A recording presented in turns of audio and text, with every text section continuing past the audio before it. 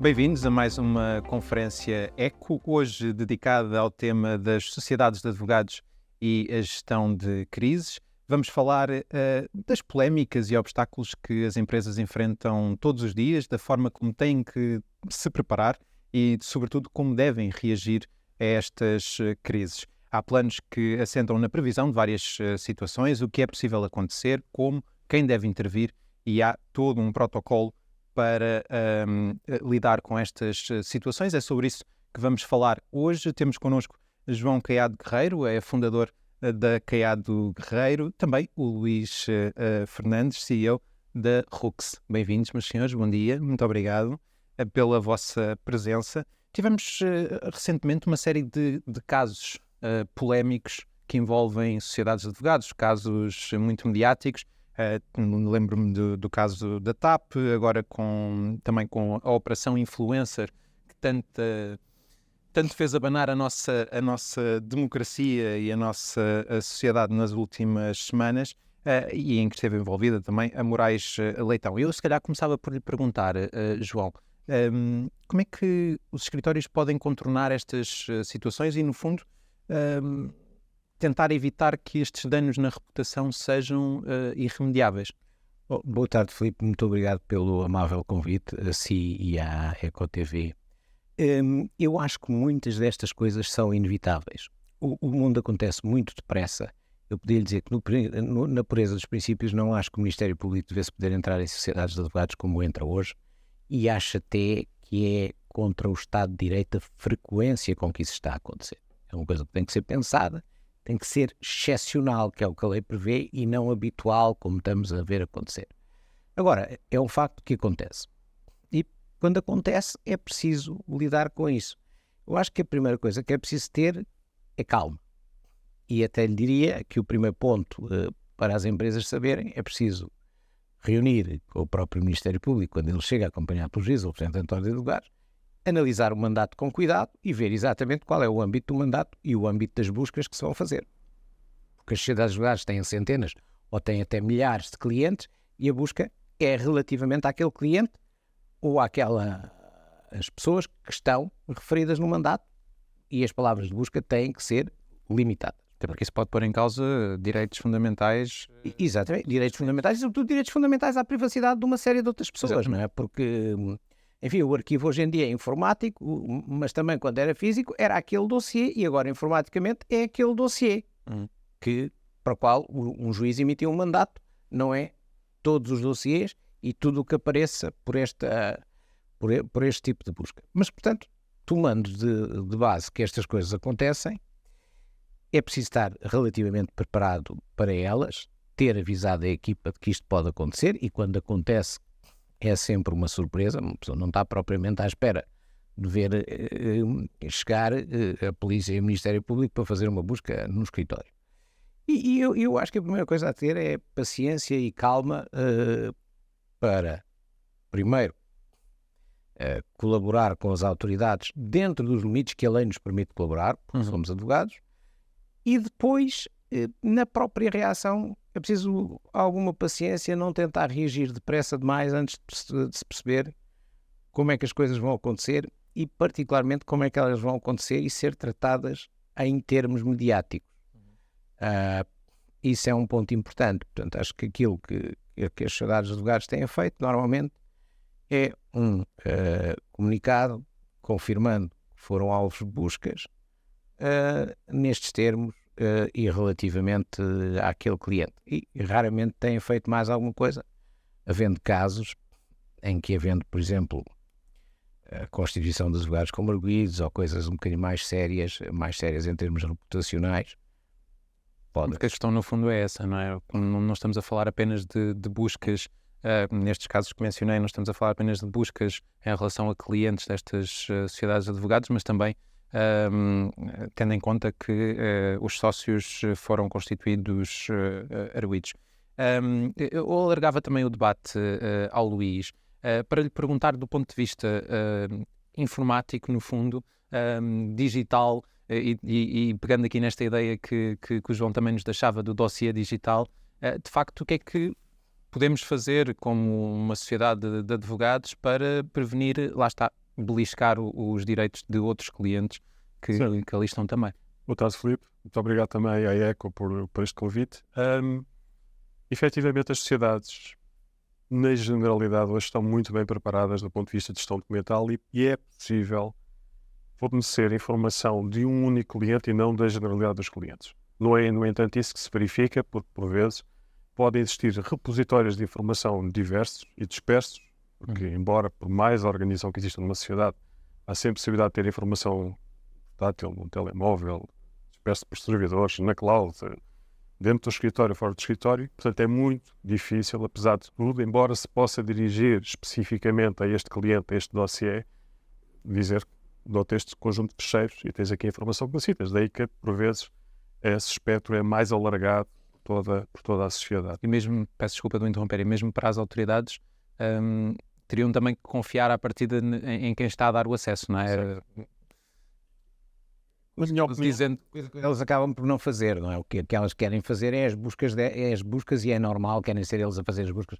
Têm muito bons especialistas para isso, mas podem fazer as buscas com assistência, o que pode evitar engolhos de um lado e do outro. O Luís levanta aqui uma questão muito interessante, é que hoje em dia há montanhas de bases de dados. Umas as sociedades controlam, que são um servidor, se quiser.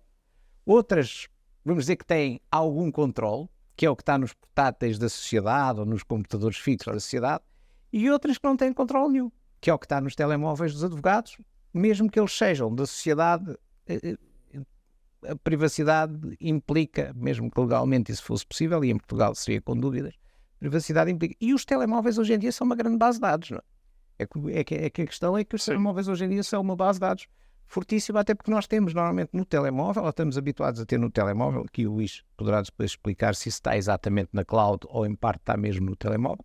Temos os Outlooks com os sistemas de e-mail, que são das coisas mais buscadas. Temos acesso aos dados remotamente, aí julgo que estamos no servidor, mas o Outlook, por exemplo, não sei se está mesmo no telemóvel ou se também está nos dois. Está no servidor, está no telemóvel, está na cloud. É um rastro. Onde é que está aquela informação que a gente acede quando mandam um e-mail? Mas isto é portanto, um desafio, Luís, é isso? É um desafio grande, é um desafio grande, embora digo, há muitas sociedades muito bem preparadas que tentam vedar ao máximo possível a dispersão da informação. Por exemplo, pode ser hoje em dia normal o advogado partilhar documentos com o cliente através do e-transfer ou uma plataforma qualquer não controlada, que é sua, ou através do Google, ou o que é que seja, e que são plataformas que estão na cloud, estão disponíveis, podem ser acedidos de qualquer local, mas também existem muitas sociedades que, por exemplo, obrigam que quando o advogado vai gravar um determinado documento, grava diretamente uma gestão documental e não pode gravá-lo em mais sítio nenhum. Existem softwares que permitem fazer toda a traceability e accountability de documentos e perceber para onde é que eles andam, se quem é que os acede, todo o log dessa informação. Quando existe uma partilha, essa partilha também é feita através de plataformas seguras controladas pela própria sociedade. Isso é sempre normal acontecer. Mas deixa-me pôr aqui um problema, que é um problema que em Portugal é visto. O controle das sociedades, mesmo com toda essa tecnologia, é muito limitado. Pela simples razão que com o teletrabalho, nós realmente não controlamos o que é que as pessoas estão a fazer. E até nem controlamos, porque não podemos controlar, a lei portuguesa aparentemente não permite, as leis da maior parte dos países permitem, mas a lei portuguesa não permite, nós não controlamos o que é que o advogado está a fazer e onde o está a fazer. Porque se estiver no portátil da sociedade, tudo bem. Agora, se ele está em casa a falar com o cliente, com o telemóvel pessoal dele e no portátil dele, mesmo que não haja qualquer intenção de ocultar qualquer coisa, não há maneira de saber o que é que se passa com essa documentação ou de controlar as coisas. Isso, obviamente, esse risco agravou-se com o teletrabalho e agravou-se com as normas que não permitem em Portugal controle nenhum. Como nós sabemos, nos Estados Unidos e na maior parte dos países da Europa, há softwares para controlar o que as pessoas estão a fazer em casa e é normal, porque não percebo muito bem esta questão de em casa não se poder controlar e na firma de advogados, no escritório pode-se, porque se pode andar ao lado das pessoas. Eu não sei o quê, até acho que é uma maneira de impedir o teletrabalho, não é? Porque o teletrabalho seria certamente mais favorecido se o controle que se pode fazer quando uma pessoa está, a gente diz em casa, mas muitas vezes está num café, num bar, num sítio desse a trabalhar, ter o mesmo controle que seria no escritório. E esta questão de estar num café, num bar, num hotel, num sítio qualquer, põe novos problemas de segurança. Porque já não é só assegurar a privacidade em casa é relativamente fácil. assegurar a privacidade num café de Lisboa, na Mexicana ou num Starbucks, já é uma coisa completamente diferente. Não é? Temos que usar VPNs, presumo eu, será uma das camadas de segurança. O que é que podemos fazer mais Sim, também? embora o que o João esteja a dizer é verdade, é verdade. Potencialmente podemos trabalhar no nosso computador, documentos da sociedade, enviar fecheiros das mais variadas formas. Sim, é possível, independentemente de estarmos no Starbucks, estarmos em nossa casa, estarmos no átrio do hotel, colocar mecanismos de segurança desde que os equipamentos sejam controlados pela própria sociedade. Se depois o advogado utiliza outros equipamentos e copia os documentos de um lado para o outro, é incontrolável. Mas mesmo assim, é possível, se forem documentos e se o acesso for exclusivo através de uma máquina da sociedade, até vedar a cópia de documentos, por exemplo, acesso a sites, envio de, sei lá, eu posso controlar se o browser do computador do advogado se acede ou não acede ao Gmail, por exemplo. E ele não pode tirar documentos para fora, ou se acede ou não acede a um e-transfer. Se pode ou não pode copiar documentos para uma pen. O próprio telemóvel do advogado pode ser controlado, diga-se, não é controlado no sentido de estar aqui a vigiar na perspectiva do que o João diz, mas pelo menos saber que aplicações é que lá estão dentro, se pode instalar aplicações, pode instalar aplicações, porque muitas das coisas, e a nossa percepção hoje em dia, é que as falhas não são falhas muitas vezes tecnológicas, são falhas comportamentais dos próprios utilizadores. E aqui utilizadores falamos da sociedade do seu todo. Mas isso é a questão de sempre, que é o ser humano é um bocadinho diferente. E por uma pergunta técnica que é a seguinte. Imagina que é um telemóvel. Não sei se tens direito a fazer perguntas aqui. Nós temos ia-te fazer uma pergunta técnica que é a seguinte, ter alguma curiosidade. Sim.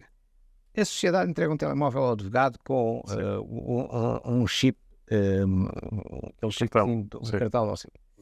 Mas ele põe outro cartão, põe duplo cartão, ou usa duplo cartão, etc. Ainda assim consegue-se controlar ou depois é muito mais difícil? Porque ele pode ter um cartão 93 e um cartão 96. Não, independentemente do canal de comunicação. E liga o outro. Não, independentemente do canal de comunicação, o dispositivo em si pode ser controlado. E nós temos softwares que controlam isso e há clientes que utilizam esses mecanismos de controle nos próprios equipamentos. Mas no fundo a questão é essa. Mas é sempre fácil de dizer. Se cá no telemóvel, olha. Claro. Não, conseguimos inclusive remotamente destruir o equipamento. Não é destruir o equipamento, mas desativar o equipamento, ou apagar toda a informação. Claro, como toda a gente tem telemóvel pessoal, para além da empresa, os telemóveis pessoais hoje em dia, qualquer telemóvel é um computador poderosíssimo, não é?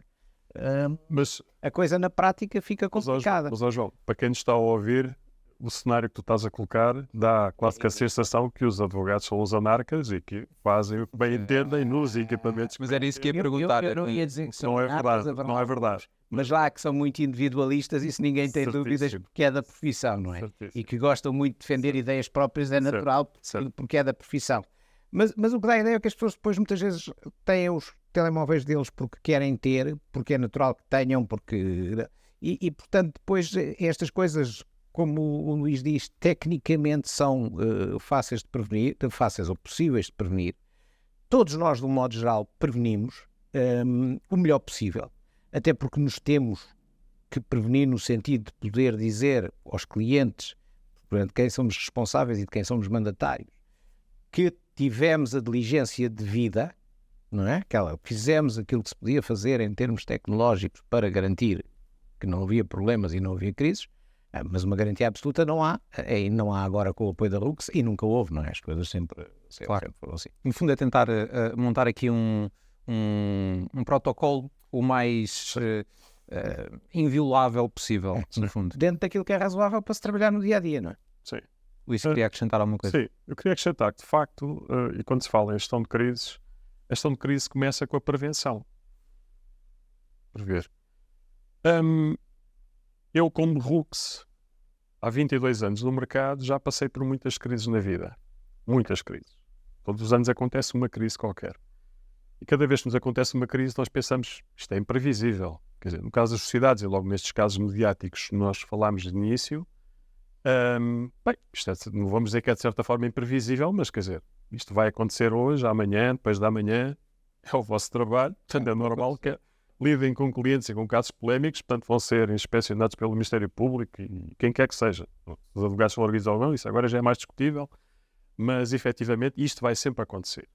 Mas a minha experiência vai no sentido de que, depois das crises acontecerem, nós percebemos que muitas delas poderiam ter sido evitadas. Nós, em 2005, iniciámos um processo de certificação. ISO 9001. ISO 9001, estamos a falar de um processo de qualidade de serviços. Nos ajudou muitíssimo e é hoje em dia a propaganda que nós fazemos, entre aspas, perante as nossas sociedades, é que implementem processos da mesma natureza. Porquê?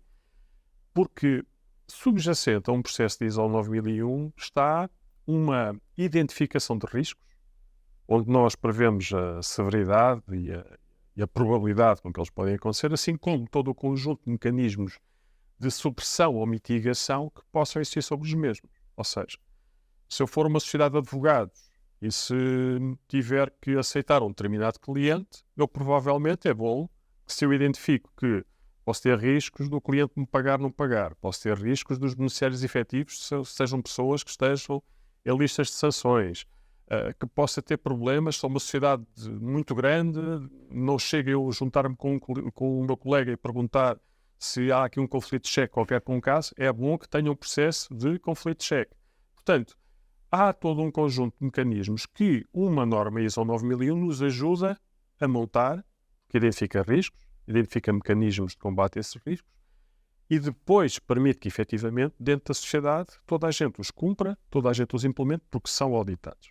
Não é obrigatório que uma sociedade possua um mecanismo ISO 9001 para dizer que não tem qualidade ou que não tem serviços montados, mas o ISO ajuda-nos no sentido que eu vou ter um auditor anualmente e muitas vezes, várias vezes por ano, a auditar os meus processos no sentido de perceber se eu estou a cumprir ou não. Claro que depois ele olha para a amostragem, eu posso até nem cumprir nenhum e mostrar de meia dúzia que foi o que eles me perguntou e que está tudo certo, mas pronto. Mas vamos, à partida, acreditar que efetivamente há um processo. Ou seja, tudo isto que o João falou, se eu tiver um processo ISO 9001 onde esteja muito bem definido que riscos é que eu tenho de segurança de informação, e eu já vou depois falar da segurança de informação, que é um outro mundo, o que é que eu tenho que fazer para mitigar riscos de estar num cibercafé, ligar-me do átrio de um hotel através de uma rede não segura à infraestrutura da sociedade, descarregar um documento, aquilo ser interceptado, quer dizer, se eu não tiver isso bem implementado, efetivamente tudo pode acontecer. Agora, ter normas dentro da sociedade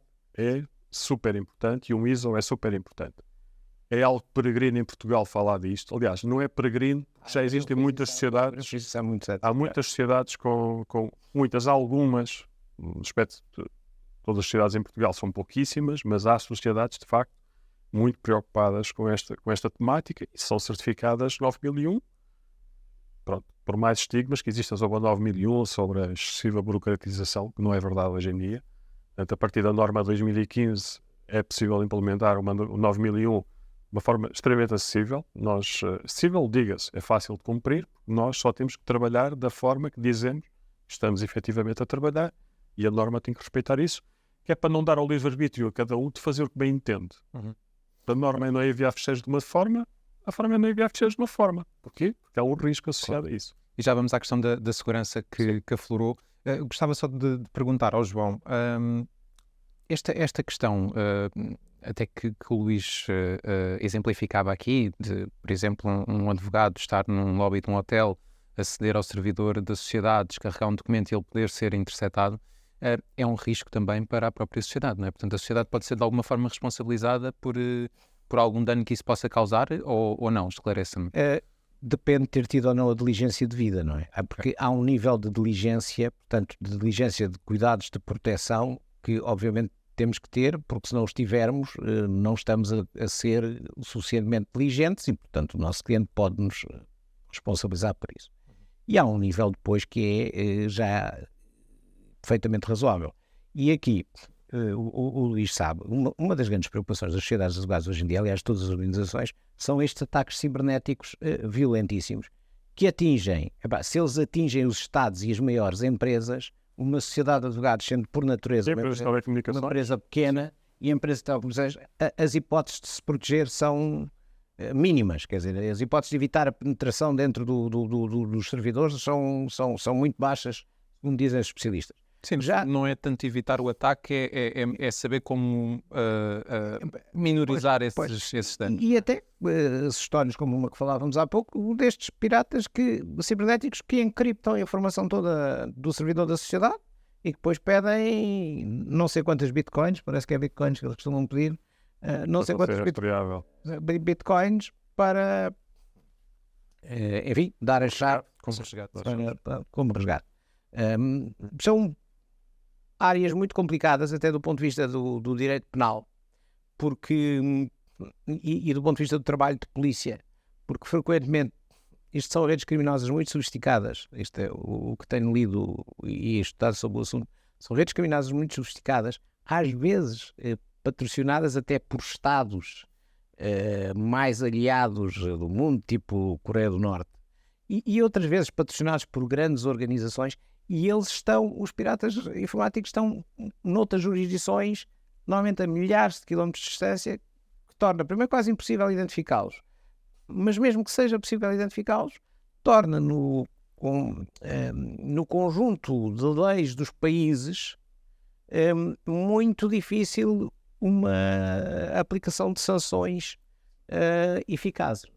Portanto, Luís, ia falar na questão da segurança e estamos a falar de ataques informáticos. Tivemos o ano passado uma série deles a grandes empresas nacionais, algumas delas multinacionais, certamente com grandes orçamentos em cibersegurança. Claro. Portanto, a questão não é tanto essa, não é tanto conseguir tornar impenetrável os sistemas, porque é muito difícil, mas é mais ter planos em ação para rapidamente lidar com essa ameaça. O que é que se pode fazer? Bem, eu falei na ISO 9001, agora vou falar na ISO 27001. Certificação em Segurança de Informação. Começo logo pelo princípio, pelo que você referiu muito bem. E João, por mais seguros que nós pretendamos estar, efetivamente não há sistemas que sejam invioláveis.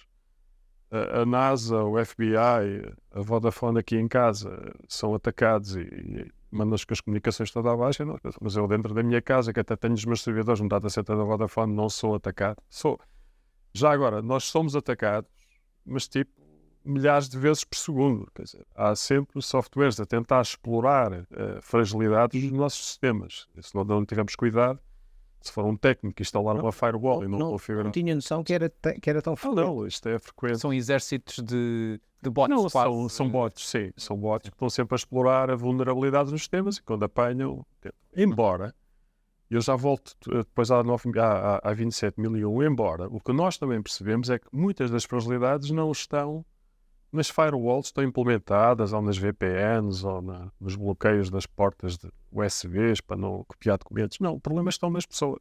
Eu ia dizer, na QA de Guerreiro, os problemas com que temos lidado normalmente é alguém que recebe um e-mail que se chama de phishing ou uma coisa assim e distrai-se e responde ou clica num link ou qualquer coisa. É muito uma questão de literacia. E o e-mail vem a dizer que vem, sei lá, da empresa XPTO, que é cliente e do senhor não sei o quê, que alguém costuma falar, mas se o advogado olhar, ou se a pessoa que lá estiver a olhar com atenção, de facto remeter-se a um Gmail qualquer ou outra coisa qualquer completamente. Sim, faz menos de uma semana, na empresa toda a minha equipa recebe um e-mail em meu nome, com um e-mail que quer dizer, quando o meu nome estava lá, o domínio é que era diferente, mas uma pessoa mais incauta não se apercebe, a pedir os acessos de telemóvel. Aliás, o meu acesso de telemóvel era para adicionar no WhatsApp e depois a partir daí daria acesso a outra coisa qualquer, a outros pedidos, não é?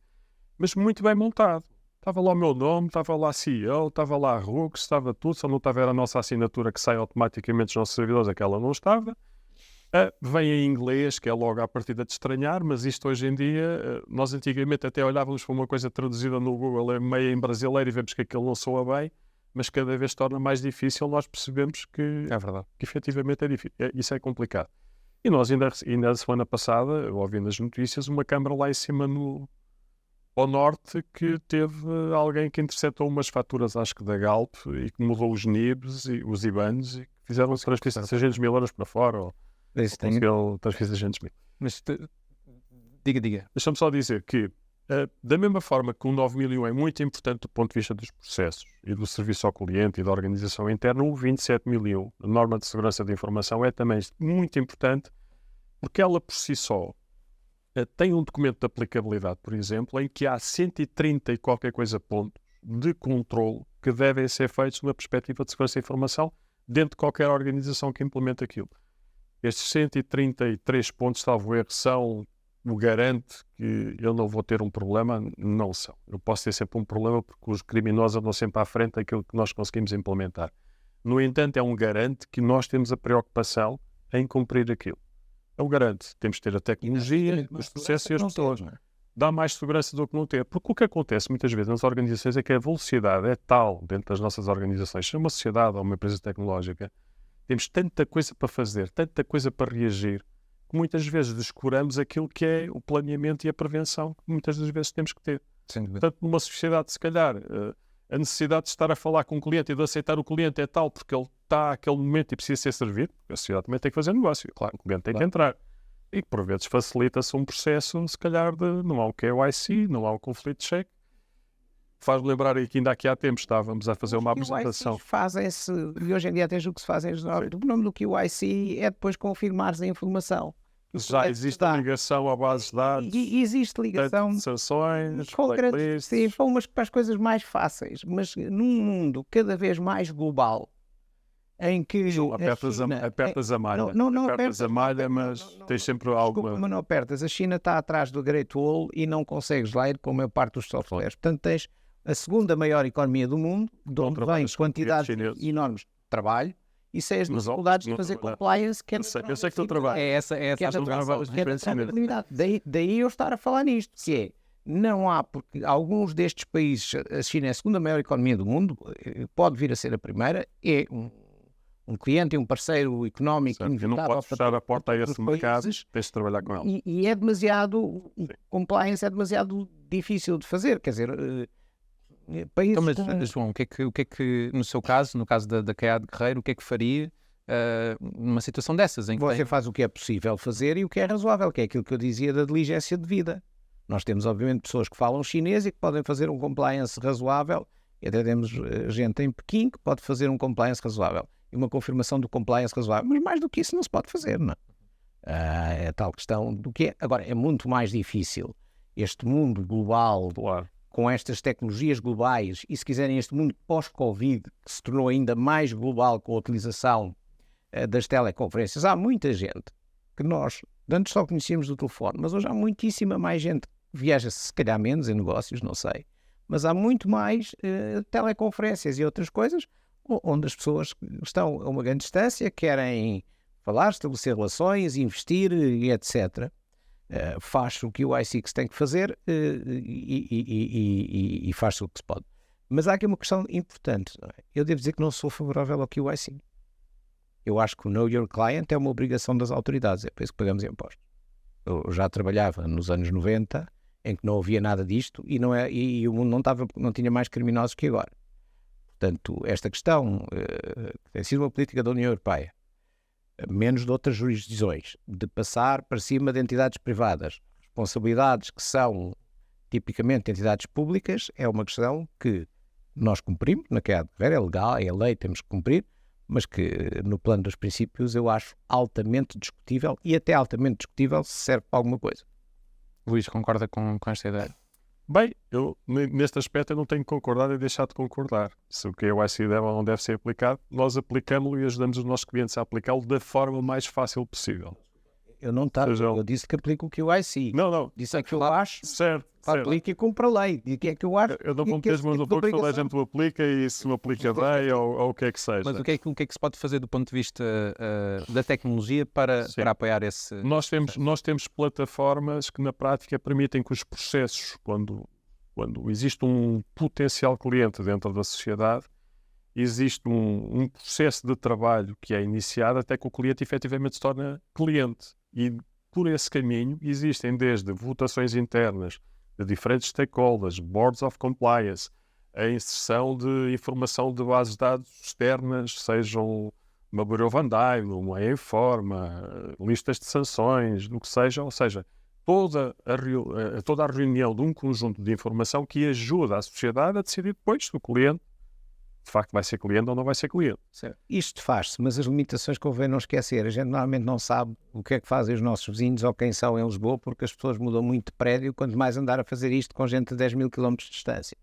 Isso ajuda, não tenho dúvidas. E, por exemplo, a questão das sanções é relativamente fácil, porque aos sites da Como a source de informação. Alguma coisa ajuda, mas vais lá. a gente sabe que pode falhar. Mas a probabilidade de falhar é menor se nós tivermos isto em funcionamento. Pois, mas, por exemplo...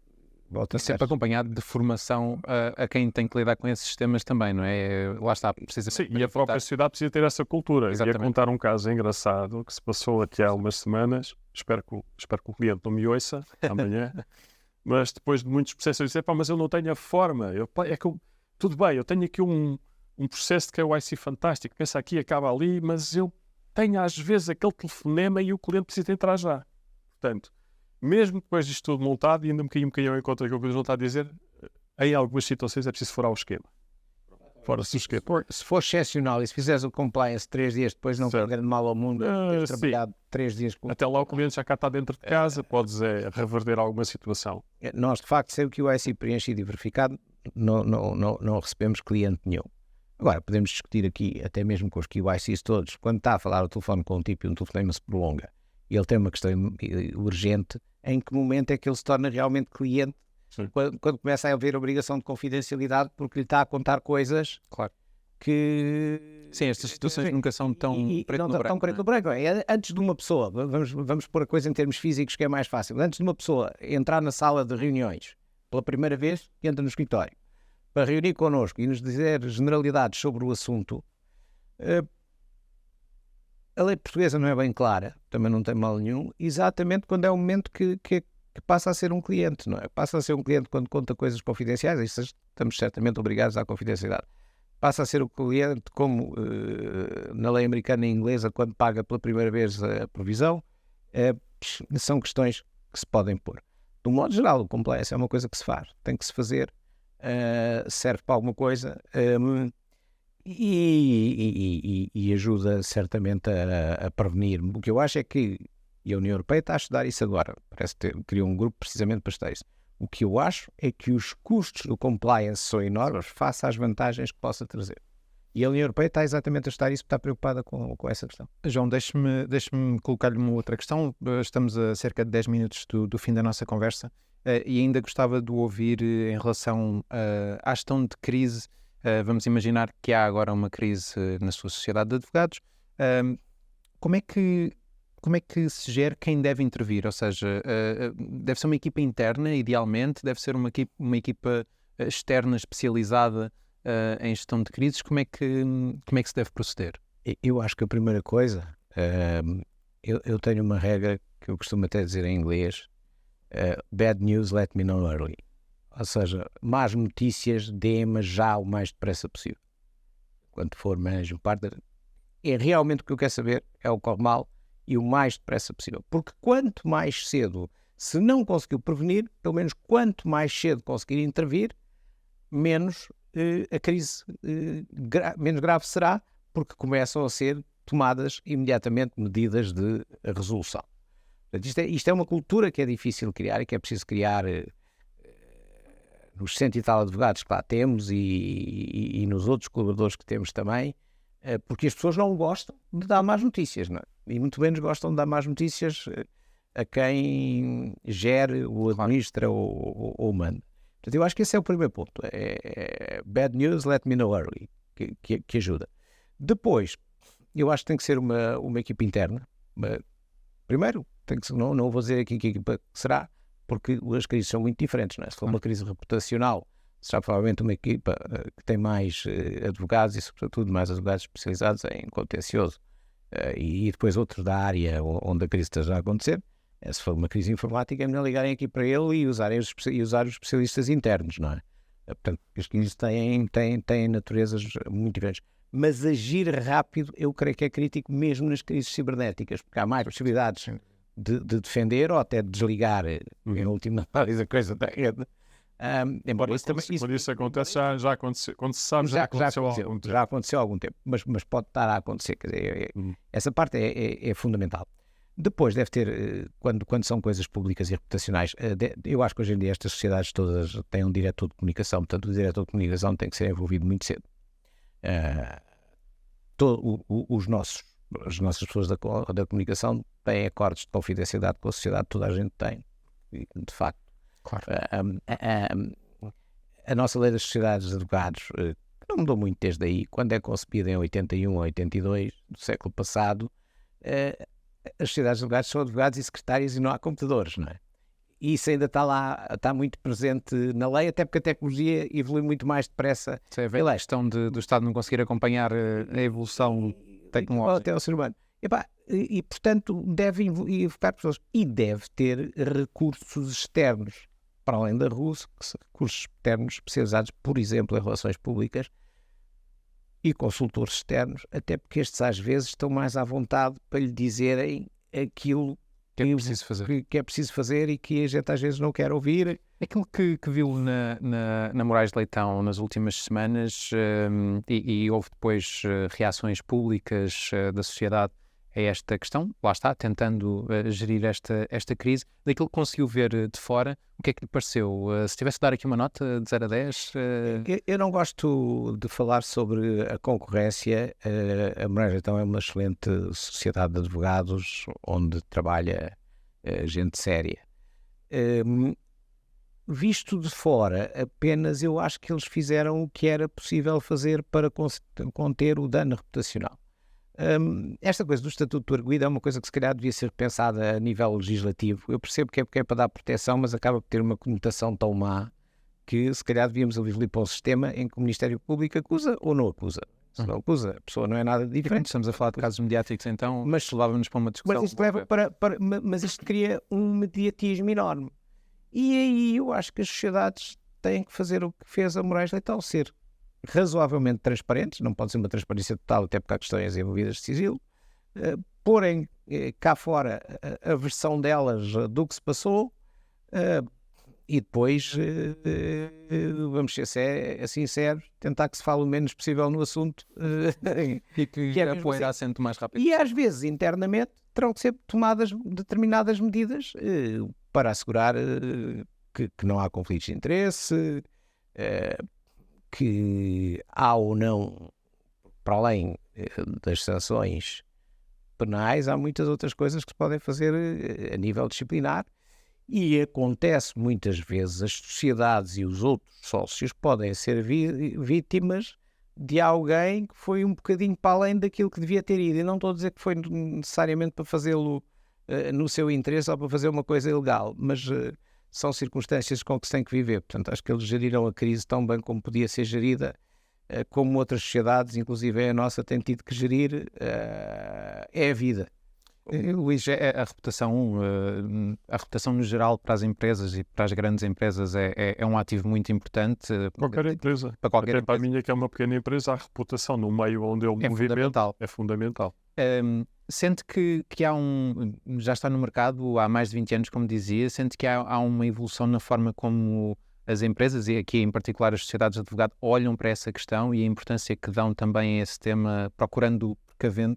Para o tema da reputação. Para o tema da reputação e protegerem-se em conformidade, no fundo. Sim. A minha opinião relativamente à reputação, se é que pode haver aqui uma receita, é que exista um canal único de comunicação com o exterior. Se a reputação estiver ameaçada, deve haver uma comunicação única, porque muitas das vezes é a dissonância de informação é que provoca que aquela reputação ainda fique mais ameaçada. Seja qual for a justificação que exista para o caso, o canal é único, a estratégia é única. Isso é muito importante. Do ponto de vista tecnológico, é muito importante que exista a capacidade, a traceability dentro da própria sociedade ou qualquer estrutura para perceber o que é que aconteceu.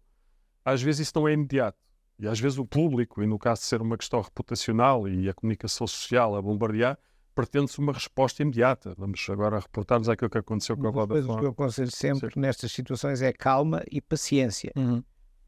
Até porque às vezes nós julgamos que já percebemos tudo o que se passou e não percebemos, precisamos de ajuda. São as pessoas, muitas vezes as pessoas não sabem, muitas vezes as pessoas têm receio de transmitir aquilo que efetivamente aconteceu E as questões reputacionais afetam-me a mim, afetam o João, afetam o Caiado Guerreiro, afetam o Moraes da Questão. Há essa preocupação crescente, trabalha com muitas sociedades de advogados, não lhe vou perguntar quantas se todas. Pode ter sido 300 sociedades, das quais trabalha com os melhores e as maiores. Muito bem. Uma coisa que também é importante com estas crises todas, que são extremamente importantes, é descontrair um bocadinho. É que hoje em dia toda a gente sofre crises reputacionais. Todas as sociedades, e não estou a falar só das sociedades de advogados, desde os laboratórios farmacêuticos aos bancos, às próprias pessoas. O nosso primeiro-ministro esteve agora que se demitir por uma questão que será sobretudo reputacional. Portanto, hoje em dia ninguém se livra destas coisas. E isso também permite, se calhar, que se vá tendo um distanciamento maior.